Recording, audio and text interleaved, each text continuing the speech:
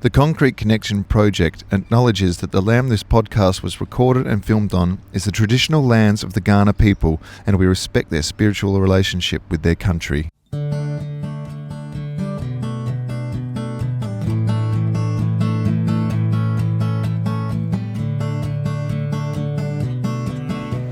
All right, well, g'day and welcome to the Concrete Connection Project podcast, where I'm out and about in the Adelaide CBD raising money and awareness for mental health, passing that money and sharing the awareness of those awesome organisations that are helping people that might be struggling. But I'm not in the city today. I am down at the Pear Cafe in Alberton. Is that correct? Yeah. Yes, that's correct. Good. And I'm with Annemijn and Eimear, who we've had on the podcast before, but it's currently Mental Health Month, and down at the Pear Cafe, something's just about happening nearly every day down here, and I'm excited to hear about what's been happening. I've been lucky enough to perform here today and last week, but what else is going on here at the Pear Cafe? Would you like to take that one? I'll talk a little bit. Some of the things I've been involved in have included, obviously, Music Mondays and Thursdays, where Ben and some of our locals have been playing. And then today we've got our friend John, who's doing free massages, and next Monday he's doing that again, hand massages. We've also got a number of rhythm and movement things happening at QT, which is the community centre in Queenstown, and some cooking classes. And then there are other things, Annemijn, aren't there? But they're the ones I've been involved in. Yeah, we've basically, Eimear came to us a couple of months ago and said, I think we should do something for Mental Health Month. And we said, well, that sounds like a great idea. What if we bring in some other people and see if they're keen to help co-organise that? Sounds about right.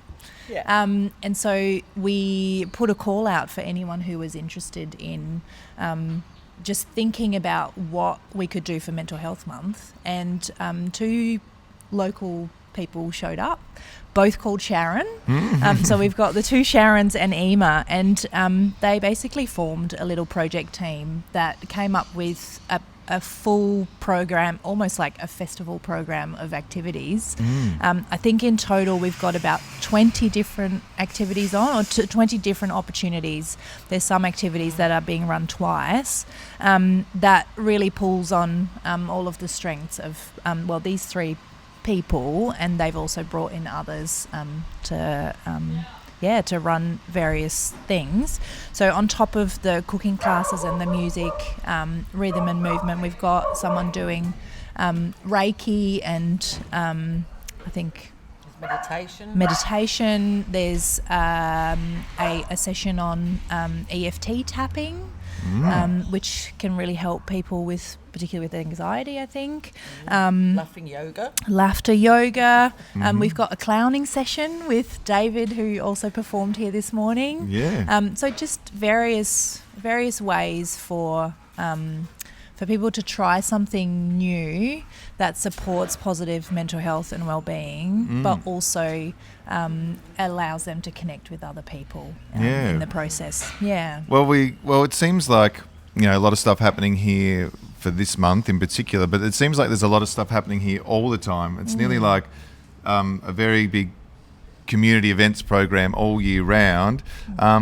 And when we talked with the podcast with Eimear, it was particularly about mental wealth, as well as mental health, but also, that community mental wealth. And I saw one really cool thing just going to the toilet before. You've got a community neighbourhood birthdays calendar. We do, yeah. Yeah, how cool is that? Yeah, I think that was just awesome, talking about what we had previously in the podcast, but just, creating that sense of community is something that is huge, in which I've learned on this sort of journey. And it seems like the Pear really, harnesses it, maybe even harvests it. I don't know. It's incredible here. Yeah. I think, and Annemijn can talk about this more, given that she really is our overall facilitator. It's built on social activism, essentially, where the Pear operates as a cafe, but also through philanthropic funding, the owner, Joost, and his team have invested in what they call a minor works program. So they are running a range of activities which are grassroots driven. So people like myself or other people will come to the Pear with an idea, and then they will organise mentors to help people flesh out that idea, find out who else is interested, look at feasibility, look at the costs and benefits, look at what might need to be done, such as fundraising, etc., and actually operationalise it. And that's quite special. So it's not we run a few things, it's a very deliberate social activism to build the community with what the community needs. For example, with the totem poles, with an Indigenous First Nations group, maybe you could tell us about that. You mean the ones around the corner? Yeah. Yeah, so that's a project that kind of evolved out of a previous project that we supported people to do, which was to host a local art exhibition. So we had some people who were really keen to show off their own works, but also bring local artists together and start building, I guess, a bit of an artist community. And as one of the first projects that we supported with the Minor Works program, we helped them plan and work out what they would need to do to host an art exhibition. And they put one on last year in November. They brought together 7 artists, all from Alberton, that showed off their work. And out of that, the flow-on effects of that were massive for those artists. Some of them sold works on the night. Some of them got commissions out of it. And one of the projects that resulted from it was a Department for Infrastructure funded project to paint these beautiful totem poles around the corner here at Alberton train station, which has, that's the fact that these people are getting paid to create their beautiful art is a huge win for them and for our community, obviously. I think when you talk about the activities and the Minor Works program, they're kind of two different things. So when the Pear came about in 2018, our goal has always been to create opportunities for social connection. It came from a realisation that there was a lack of social connection, and that there are a lot of people in our community who live in isolation, who live with experiences of loneliness, whether that's people living with mental health struggles or older people, young parents with little kids. We just saw many of them who were struggling. And so we set out to create an environment in which it was normal for people to offer their skills and their passions with other people. And out of that has come basically a weekly activity program that's still going almost 8 years later. But about a year and a half ago, we kind of switched to what we call the next phase of community building, and that is that with the Minor Works program, we're creating a framework that supports people to do their own projects. And that's bigger than just running an activity. That could be changing things in our local environment. It could be anything really. But what we realised was that projects are a really excellent way for people to get to know each other, but also for empowerment and building new skills. And so this framework that we're making it's a very practical way for people who don't have experience doing projects to do them together in a way that is safe and inclusive. So it's very practical in that there's step-by-step guides for running meetings. We have templates. We have checklists for how to do your social media content, or how to do a risk assessment, or how you write a sponsorship pitch if you need to do some fundraising. Like very, very practical things. But it's a lot of the support that we do is in the facilitation of bringing people together. And helping them think through their idea and taking it to the next step. Wow. Well, it seemed like, as well as helping facilitate that, I think Eimear and I were talking off camera about, the confidence also achieving some of those things brings post doing it as well. Yeah. Some people definitely wouldn't have had the experience of like writing grants or doing that sort of thing, but then to even finish, and sometimes not even just to get those grants, just to finish and complete a grant application, or as you said, build a social media plan on things like that would just be, as well as great to get the grant, but also good for confidence. So I can do this. I can do it again now. Yeah, 100%. And that's really about the process, right? It's not just about whether or not a project ends successfully. What we're trying to do is encourage people to take on tasks that they haven't done before, because it creates that learning. It creates a feeling of, I've been able to do something that I've never done before, and building the scaffolding and support around them to do that in a safe way. Because we also know that, just asking people to participate in a project, it also comes with risks, especially for people who may not have the capacity to consistently contribute. So what we're very actively trying to do is to make it really clear that anyone can contribute at any time, and that for whatever reason, if you need to step out, that's okay.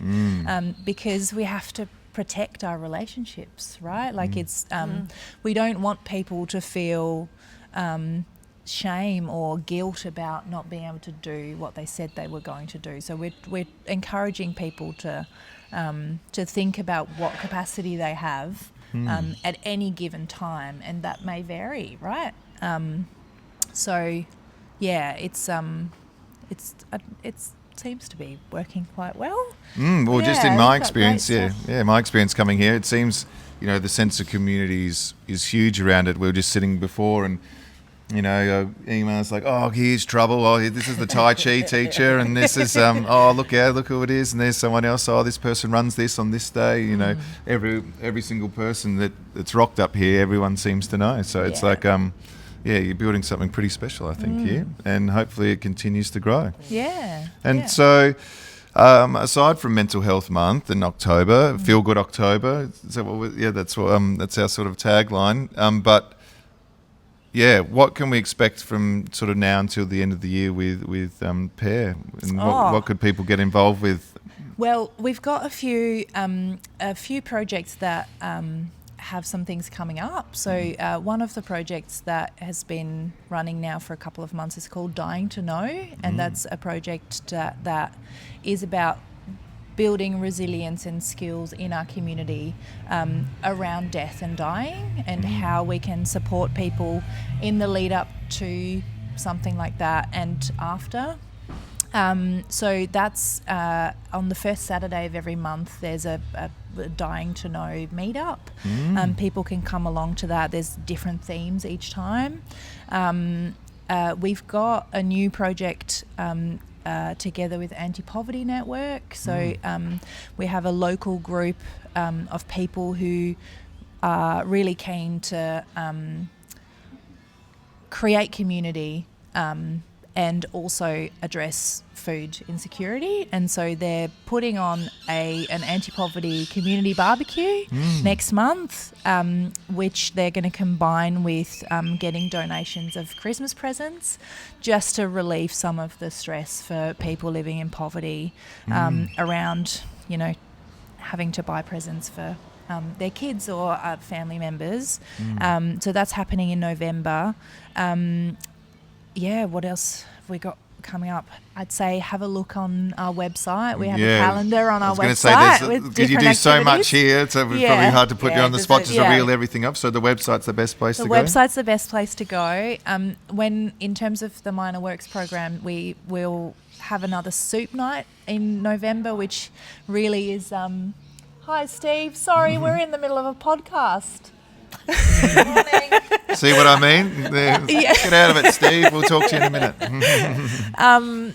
So Soup Night we do them once every couple of months, and it's an opportunity for people to share new ideas that they have, whether or not they then turn them into projects or not. It's really a moment to share inspiration with each other and see how things land. So we'll do that in November again. And if people have an idea and they want to talk to someone about, what it could look like going through the Minor Works program and getting some support for that idea, they can also go to our website. Well, that's incredible stuff. And I feel like we could talk, heaps more about it. And but there's some awesome people here doing awesome things for Mental Health Month. And we're going to take the opportunity to have a chat with a few other people that are around the place here at the Pear Cafe in Alberton. But I really appreciate the time. And don't forget to check out the website. Do you want to give the website? Yeah, it's neighbourhoodnode.com.au. Neighbourhoodnode.com.au. Please check it out. We'll definitely link it in all the places where you can find out more information about this episode. But I really appreciate you guys taking the time to join me on the podcast today. And thanks for having me perform out the front. Oh, thank you so much. And I'm going to look forward to my toasted sandwich, which is sitting over there now. Awesome. Excellent. Oh, thanks, Eimear. Thank you. Thanks for having appreciate us. it.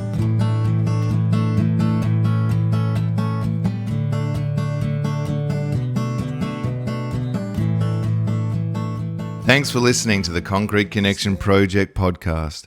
If you want to support this project even further, please like, follow, share, subscribe, or leave a review wherever you're listening to this podcast. To support this project even further, please leave a small donation in the GoFundMe campaign, where we are raising money and awareness for mental health and mental health charities that are supporting people that are struggling. Please find the link in the show description or scan the QR code. Thanks for listening.